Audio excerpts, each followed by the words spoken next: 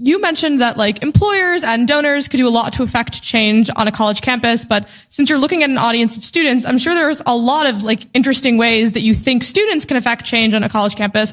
And I want to hear what you think those are and like how they could be practically implemented by a student body that wants the world to know that evil is evil. Right. So, I mean, I think there are a bunch of things that you guys can do. So the first thing that you guys can do is actually make the public aware of what's going on campus. So, listen, when I was in college, I would say most kids didn't want to be involved in politics at all, right? You want to get through your degree, you want to go on with the rest of your life, and then, you know, every so often you remember where you went, you brag about it, and that's kind of it. Maybe you cut a check every so often. But the reality is that most Americans don't actually know what's going on campus, which is why it was so shocking when all of a sudden there were these giant protests that suddenly erupted on campus.